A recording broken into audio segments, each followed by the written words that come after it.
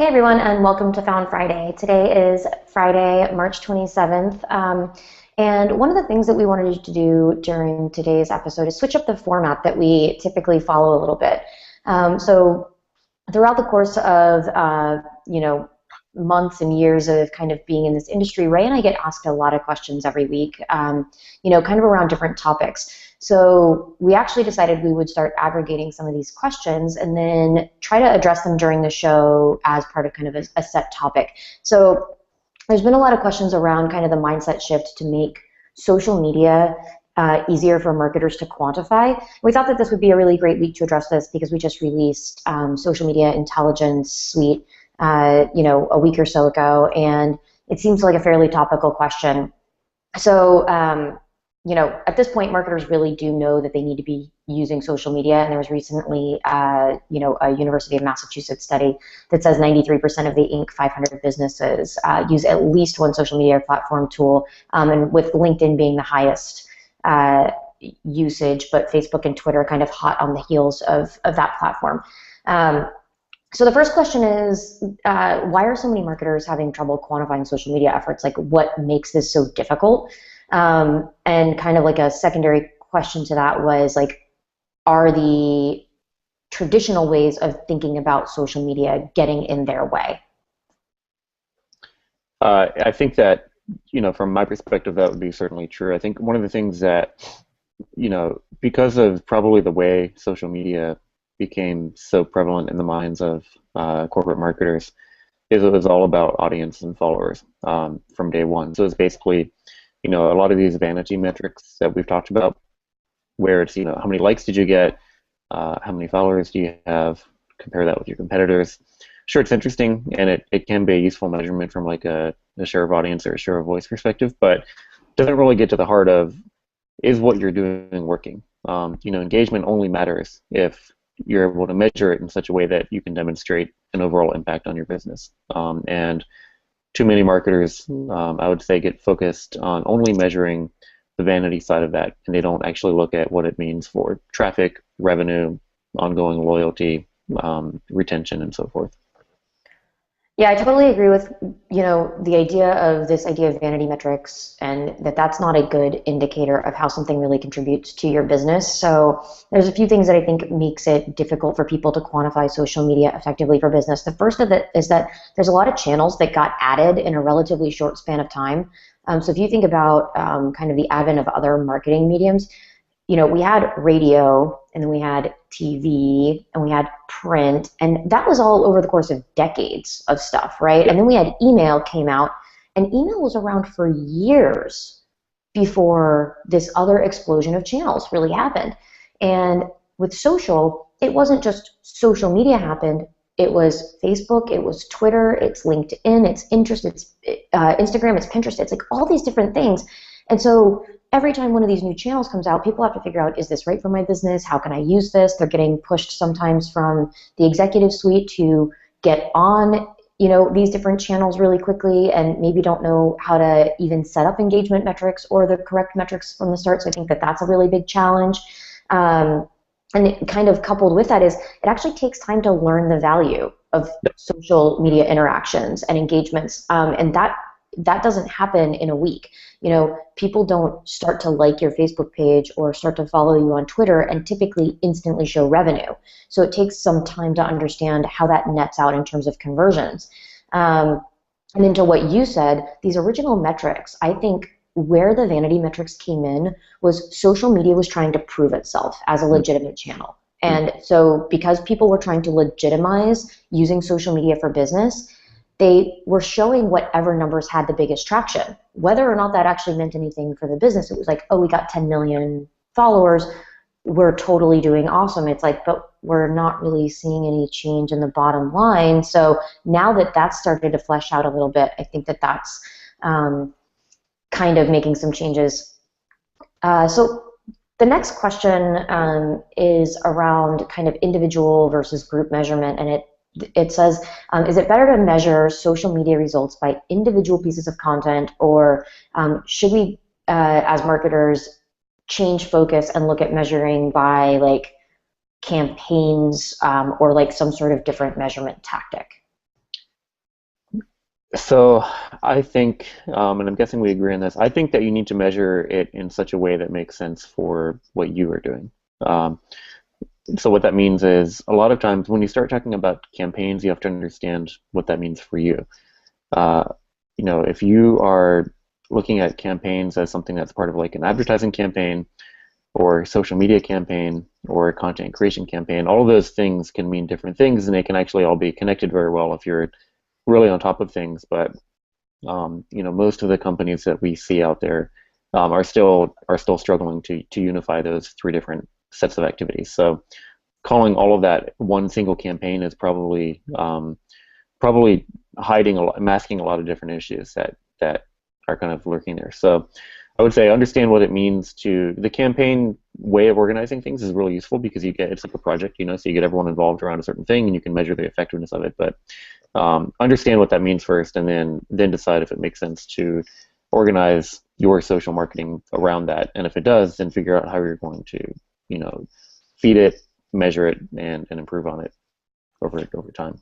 What I find really interesting about this question is that it assumes that you can accurately measure campaign performance without measuring individual content performance and rolling it up, Yeah, right? So the whole point is if you want to measure something at the aggregate or 60,000 foot view level, you need to be able to understand like the weeds on the ground, right? And so what we're talking about here is it may not be in your day-to-day function to need to know individual content performance because you may not be individually responsible for updating, changing, or creating that content. yep, But if you can't understand at the granular level, then the data that you're looking at in aggregate, I would argue, is likely not very valid yep. because it should be taking into account that granularity level. So you need a tool that will allow you to do that. And kind of talking about what you're saying about campaigns being an individualized thing and like being tailored around what you need to accomplish, campaigns mean something different to everyone. Campaigns can be like an holiday sale. It can be a time of year like a spring type thing. It could be around product lines or solutions. It can be around audience types. It can be Yep. around geographies. Campaigns are and multiple campaigns can be running at multiple times. And so you need to use a tool that allows you to see individual content performance and have content be part of different campaigns and to create campaigns in a way that actually makes sense for your business, not in some sort of predetermined way that somebody else has said is what a campaign is, because it really is, like you said, like a very individualized experience, and you need to be able to set those parameters up. Um, so yeah, like I think that there's no separating the two. And so using any sort of tool that only does one or the other seems crazy. And only looking at one or the other, especially if your job is in a strategic role, doesn't seem like a very good winning proposition either. Yeah, agreed. Okay, so the next question um, is measuring social media by campaigns still too narrow? So this is actually kind of a funny follow-up question to the one we just talked about. So like, what about, so the question is, what about the value of overall increased engagement? Like, should we just be able to look at, like, in spite of campaigns, from a social perspective, especially, just the value of lots of people engaging with us and knowing who we are? Um, I personally, I think there's a lot of differing opinion out there. I don't think that in and of itself is valuable for a couple of reasons. One is who are the people you're talking about? It's very easy to spoof users. It's very easy to get spammy kind of users who don't matter to what you're doing. They're not influencers. Sometimes they're not even real people. So just measuring some number of uh, people engaging with your content can be meaningless. The other thing is, again, what does that mean for you? So if you got a lot of engagement but no traffic, then did you have a branding impact? Maybe yes, maybe no. You're probably not able to measure it. What we look at a lot of times with our data is because we have this combination of social and search data, we're able to tell you if there was a long-term and lasting impact on your content campaigns. So we look at social as being much more immediate and search impact as being much more long-term. And you can use those together very well. So if you're creating new content, you're getting a lot of lift. That lift in engagement is creating backlinks. It's creating more people, linking to your site as an authority on whatever topic you're writing about. Then you've used both channels very effectively, and you could say at that point, then yeah, you did have a very positive impact. But without either measuring, some sort of like traffic or conversion revenue related metric or uh, search impact, it's hard, in my opinion, to say that you had anything really useful come out of that experience. It is interesting that you bring up the idea of social as being more immediate and search as being more long term, because I think that's one of the things that we touched on a while back that I always want to try to drive home, which is search and social go hand in hand from a standpoint of kind of organic conversations and topical descriptions and a lot of things. So they have really awesome symbiosis.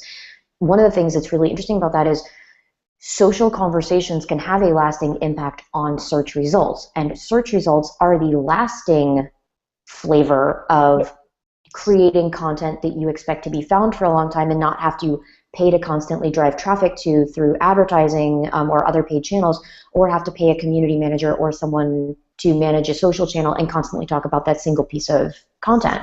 Yep.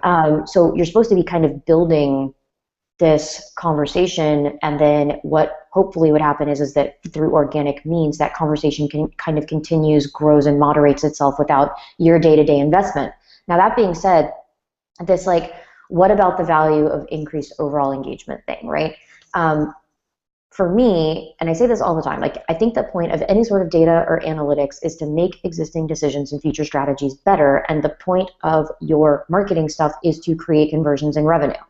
What it's Yep. conversions or it's revenue, it's whatever you consider like that thing to be, whether it's something as simple as like as straightforward as an e-commerce purchase, or it's downloading a white paper, which a lot of people would consider like a conversion, or it's purchasing, something, or donating to a cause. Like if you're a nonprofit, right? Like that's a conversion, that's a thing. So when we're talking about that, if I get 1 million page views and not one single person converts, that metric of traffic or engagement doesn't really matter. If I get 10 page views and all 10 people convert, I would say that I would rather take B, right? Like that second option. And I think most people would agree. The problem is that for so long, because of things like traditional web-based marketing and traditional email marketing, was that people would just do this like spray and pray method, right? Of like, I'm just going to send something to 1 million people and naturally a few people will work, right? So numbers meant gains. Now, because there's so much noise and there's so many people that have been doing this, what you really need is tailored content. And that's where I think this engagement part is important. Being engaged with people that care about what you do is a great way to differentiate yourself. But you need to be engaged with the right people. You can't engage with everyone. That's crazy. It's like trying to be best friends with 1,000 people. You can't be best friends with 1,000 people. I can barely be best friends with 2 or 3. It's a time requirement, right? Because you have to Yep. be invested in them if you want them to be invested in you. So that's another like weird thing about biting off more than you can chew, and I won't get into it, Yep. but it's a Definitely. problem. Definitely. So the next question is about using social media as a distribution channel. So like, is it enough to just use social as a distribution channel? And if you're not using it as just a distribution channel and you're using it to have these conversations or to participate in conversations that other people are having, like how do you know that that's a worthwhile endeavor? Like why should you tackle that? Like can that actually be measured? Yeah, that's a really interesting question. I think that this one really depends on what type of site you're talking about. I think it also depends on the specific site within whatever industry you're talking about. There, on the kind of like media side of things, any sort of publishing, discussion-oriented site, everything from traditional news sites to newer sites out there that are like revamped blogging platforms. Medium.com is a really good example. There, I would guess that the majority of the traffic these days coming to those sites is probably from social. It doesn't make sense for them to run advertising, obviously for obvious reasons, to get traffic in very large quantities. Um, Search is good, but search is very difficult. I've come across very few kind of like media publication-based companies that are effective at managing search over the long term. The really good ones are killing it, of course, but it's a whole process that a lot of them don't really understand. But social for them is exactly what they're looking for because Facebook in particular, Twitter as well, they're able to publish content.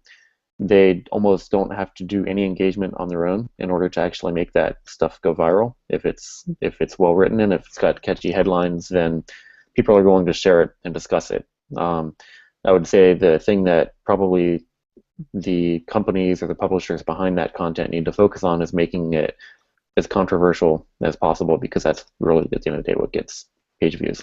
Controversial and or meaningful, additive, kind of value additive. But I think that the traffic that we see really comes from people who are sticking their neck out and saying things that are likely to spark some sort of discussion.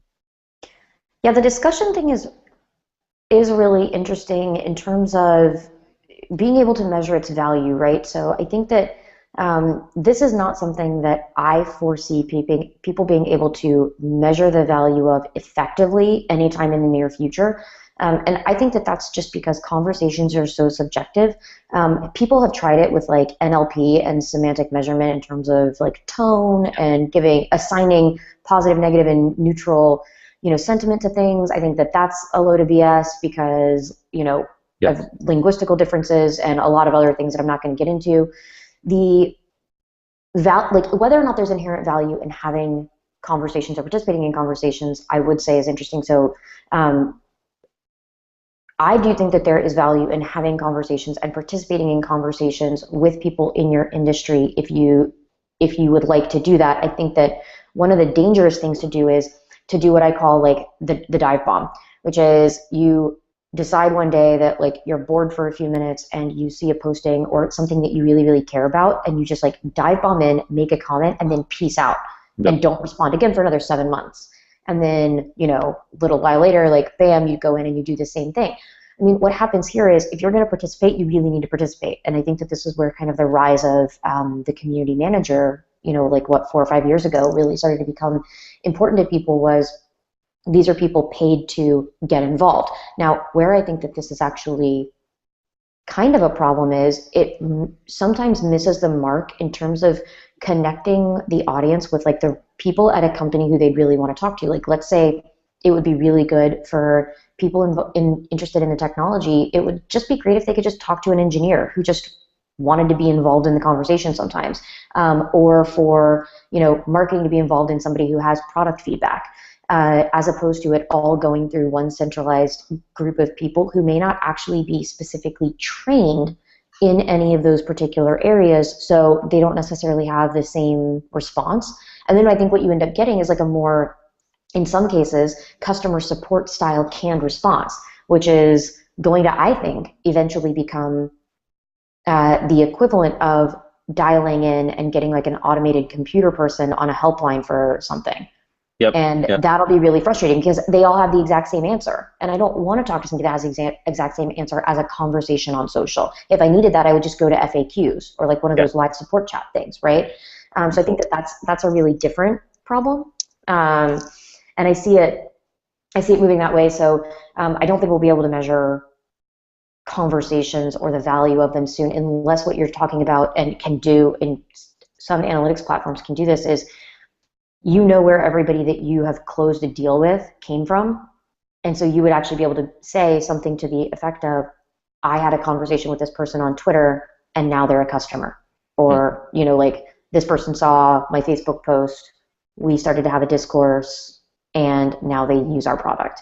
And that's entirely possible as well. It's actually how you and I met, which I think is funny, right? Like, so that's Yeah. why, as a question, I'm like, there is some, depending on the day, inherent value in the fact that we met by me posting product feedback Yep. about Ginza on Twitter.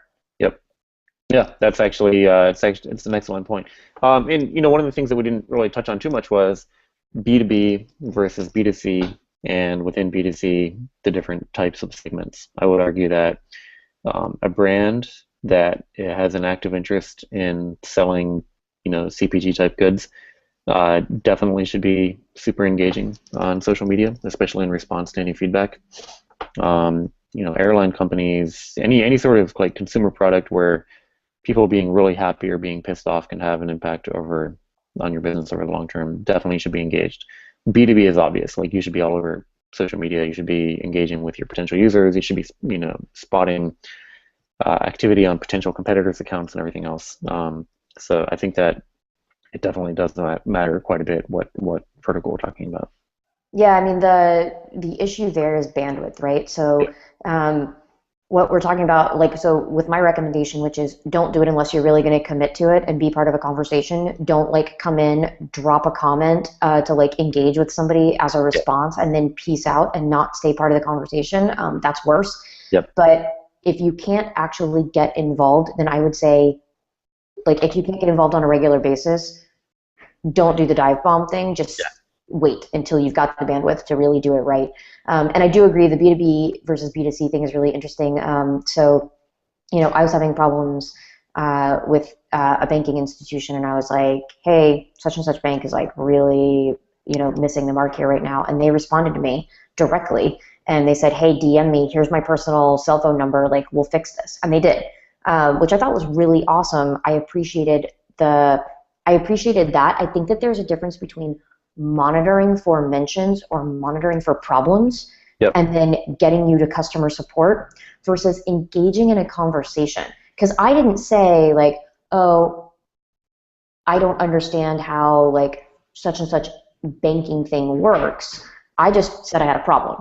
And that was like a monitoring thing, right? So I don't want to go too crazy on it, but I do think that there's a really big difference between monitoring and responding to support problems and engaging in two-way conversations like the way that you would in a forum where somebody's like, I don't understand the value of link building or something, Yep. right? Yep. So the next question is, what if your competitors have more followers than you? Does that impact your bottom line? And like, if it doesn't impact your bottom line, then why are we concerned with that measurement at all? Yeah, it's another really good and interesting question. And the interesting thing about a lot of these questions is they start off sounding very simple, and as you start diving into them, they're not. And a lot of times, I'll start off by saying it depends because it does. So, as a pure numerical value, I don't think it matters if a competitor has a lot more followers than you because again, there's no way to just by looking at that number of followers determine what that actually means. Do you actually collect revenue the exact same way as your competitors? Is there some sort of one-to-one correlation between the number of followers that you have versus the overall size of your business and your traction and everything else? And does your competitor have a bunch of bullshit followers? We see this a lot where we saw this with one of our competitors where someone pointed out that we had there was this one competitor that had a lot more followers, and we looked at a lot of their followers, and it was just like a bunch of bot accounts and stuff that had followed them. So I was like, well, we're not going to do that because there's no point. So I think it really depends. If you're doing an accurate comparison of two audience sizes and you are in direct competition with another company, and you are going after the same people, and the high quality kind of followers tend to follow your competitor more than you, yeah, that's a problem. I mean, definitely go after those. Figure out how to get those people as part of your audience, and or resegment, somewhere else. So I think that that's definitely something worth looking into. Yeah, I always start answers with it depends too, and it's because it does. And so it's funny. So the thing that we released recently, we did a couple of releases, and so I want to tie together kind of this idea of social intelligence and competitor discovery, because the instrument of knowledge is the same here, which is it's not about whether or not your competitor has more followers. It's about whether or not they're engaging with people you care about and what specific content and actions they're taking to make that happen. So one of the things that competitor discovery does, that is the reason it got so much interest from people, is it's actually telling you the specific keywords, topics, and things that they're talking about that are attracting the people you want to attract. And Yep. it's also telling you the specific content that they're using. So are they driving people to a landing page about a 20% off thing? Are they driving people to a specific feature? Are they offering tons of free like content in terms of ebooks, white papers, case studies, etc.? You can actually see that, and you can see what things people are interested in. You can also use this top keyword activity area that I really love. So I'm talking about our site specifically, but it's because I'm talking about the data that you need to figure this stuff out with. Top keyword activity, not just for you, but for your competitors, is super important because top keyword activity for your competitors is telling you what they're talking about that's actually driving traffic to them. So I don't care if they have 100 million followers if no one's paying attention. What Yeah. I care is off all of a sudden, 100 potential buyers of my product are clicking on something on Twitter or Facebook or LinkedIn because they've come up with a really great messaging strategy or a really great offer or a really cool new feature. Like that I want to know about. Yep. Um, so that's important. You know, it's really funny when we talk about this. It was last week, I think. It may have been this week. As you do, you sent me a bevy of articles to read, which, by the way, there's like a 1,000,000-page list somewhere of articles that I have never read, but I do keep them. And it was about somebody who's not a competitor, but another B2B SaaS company driving page views and leads by doing webinars, right? Yeah. And I was kind of laughingly pointing to Found Friday as something that we do, but also I was thinking like this is where the leave off is, right? And that those are kind of metrics that make them look good to people, but that in my opinion, I actually don't know, like from all those webinars, were those qualified leads? Are those people that just signed up and then didn't end up doing anything? Are they people who are even qualified to buy their product, who have budgeting decision? Are they Yep. people who ended up converting? Is it made up of mostly customers? Like, who knows, right? So because we don't know the end of that metric, I think that one of the things that does happen sometimes is people share these metrics to tell a story, to do, as I was mentioning in the first question, which is people felt like they had to defend social media Right. as a legitimate source. Right. So then they're like, oh, well, I got a zillion followers, blah, blah, blah. And it's like, well, what's the legitimacy of that number? So to me, when somebody tells me that some other company did X, I'm like, what's interesting is if they had really, if doing that thing that had driven 500,000 page views and 100,000 leads had actually tripled their bottom line, I think that would have been the number they shared. I think they would have been like, we tripled revenue by doing X. But I'm like, Yeah. because you didn't say that, you gave me some other really large numbers. Yeah. I'm telling you, like, either you don't know how it contributed to the bottom line, which the company's an analytics company, so I feel like they have to know, or it Yep. didn't. So anyway, that's just my 2 cents on that kind of nonsense. Okay, so I think this is, two more questions. We'll see if we can get them in before the end of the show. So the first is that social has moved beyond, like, posting and talking with people in kind of like a free, offhanded way. And now there's like a bunch of paid options on social media. So there's like sponsored tweets and sponsored Facebook posts, and LinkedIn has all these paid options, and there's like Twitter, like there's advertising across all of these different options. So the question is around there being a measurable advantage to using both paid and owned when it comes to social, or if brands should try to stick to one or the other. So the question is, you're talking about within social, should you be using some combination of paid and what we would call like organic Yeah.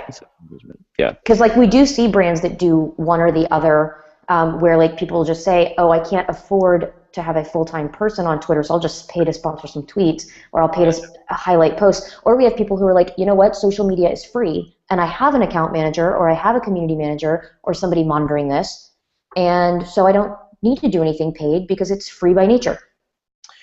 Guess what? It depends. So it's Shocking.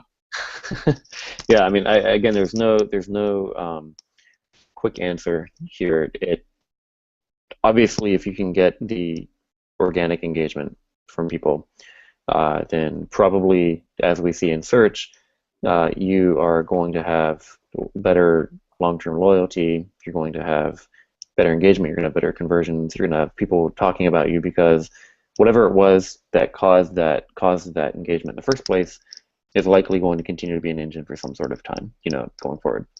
If it's paid acquisition on social, I mean, yeah, it totally works. It's just a matter of, do the economics work out? You probably are dealing with shorter loyalty terms, based on that. But it can be really effective, especially if it's some sort of kind of like retargeting enabled thing, because you are either getting people to remember your brand, or you're reaching new people who've never seen your brand in the first place. So it has a lot of the same benefits as traditional advertising, which works. It's just you're paying a lot more for that acquisition. It is really funny. There's a lot of things to this that are amusing to me. This cost of acquisition thing is something I think that sometimes people don't.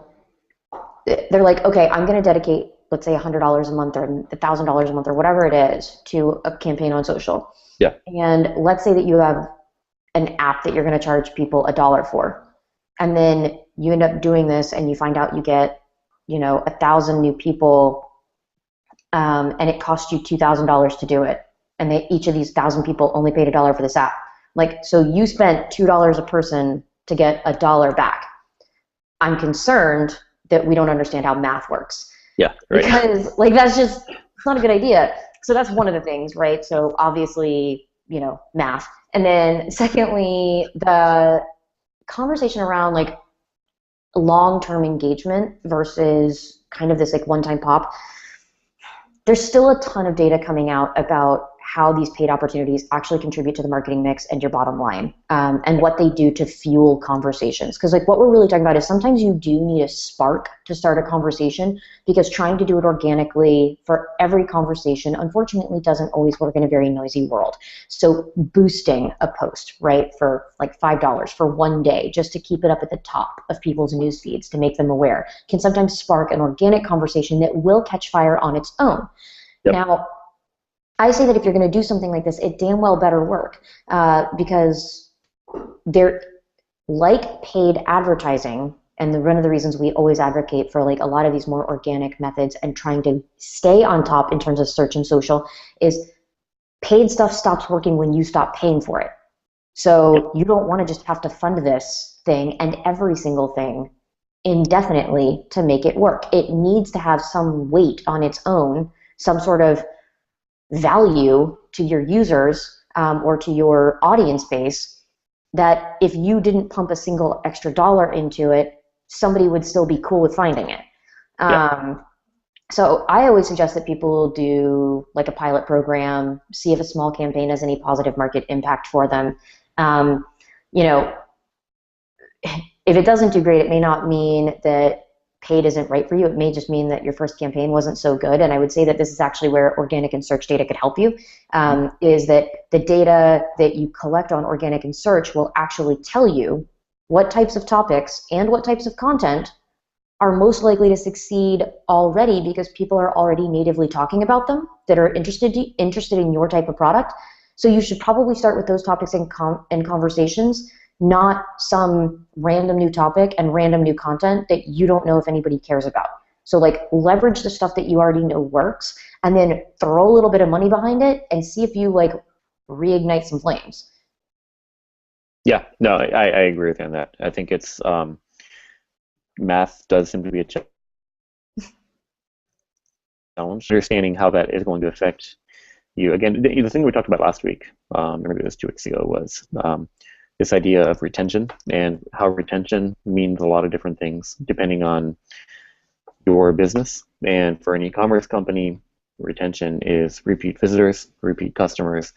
For B2B, obviously, it's people who don't cancel. So almost every study out there has shown that retention is much higher, loyalty is much higher for people who come in through non-paid means, because they found you. There's that serendipity factor. You can acquire customers, good customers, through paid means, but you're paying a lot more for less overall kind of loyalty and retention. Yeah, there's it kind of moves into this next question, I think, because what we're talking about is like churn is a really big problem we talk about, and like that not everybody calls it churn, call it retention. But is there value in sharing these metrics, like the things that are going on with social outside of the marketing department, and like is there benefit to the larger organization for this stuff? Yeah, I mean, yeah, again, yeah, I would say, and in this case, I would say probably in most cases, yeah, I would say it's true. The reason I'm kind of hesitating is because you really have to understand what the reasons are for doing that as well. So just sharing these vanity metrics, again, goes back to what you were saying before, where you can, talk to executives, you can talk to other department members and say, hey, we got 500 retweets on some new blog post that we posted today. I mean, it's fun. You kind of get a buzz from that and everything else, but again, what does that actually mean? So I think that if you're going to share things outside of the marketing department, you have to be able to speak the language, and you should know this as a marketer, is you have to speak the language of your audience and help make it relevant to them. So if you're going to be telling somebody that you think they should pay attention to, they need to understand why they're paying attention to it. So if it's executives, they care about growth, they care about making more money, they care about things like loyalty and brand engagement and everything else. So frame it in that way. If it's other things that you're sharing to, or if it's things that you're sharing to other departments, then again, you just have to speak to the needs of who you're sharing it with. It's totally true because so one, yes, absolutely, there is value in social data to other departments for a lot of reasons. Social data is not just about retweets and followers and likes. It's about the conversations that people are having around your industry, which impacts product decisions, right? Like, what should you be building? If you're following the conversations that people are having around your industry, you're probably able to come up with new features, Yep. changes that you need to make. You're able to find support issues. And so customer support and customer service is probably somebody that can figure that out. From a strategic and higher up level, you can actually use social and search data together to predict where market factors might go. Like, one of the people that we talked to is like a hedge fund, right? And like, they use the data to do a lot of prediction and analysis in that area. There's so many ways that you can take what social's doing and not just say, oh, it's just cat videos Yep. and people talking about going to the gym or whatever. It's real conversations from happening with real people, if you're looking for it, right? And real conversations happening between real people is something that brands don't get to actually do most of the time. You'd have to conduct a focus group or do something like that, and that's still not as typically organically correct as doing it this way. Yeah. So you get real insight into what drives people's decisions by listening to social and by paying attention to what people are searching for and how that changes over time. So if people used to describe products and services in one way, and you start to see a shift of search data and like people talking about it in a different way or looking for it, describing different terms, you might want to think about creating your content to use the new terms. Or Yeah. you might want to consider why that is and what the next step in that evolution might be. So there's just, so many natural kind of symbiosis there for what people should be thinking about and doing. I think that if you're kind of hoarding any sort of specific marketing channel data, thinking that nobody else would find it relevant, you're probably just not being creative enough with how you're thinking about what the data is, or somebody's discouraged you from sharing it, in which case, like, screw them. Anyway, on that pleasant note, we're actually a little bit over time. So hope everybody enjoyed the new format. And thank you, Ray, as always, for participating. And we will see you next week. All right. Take it easy. Bye.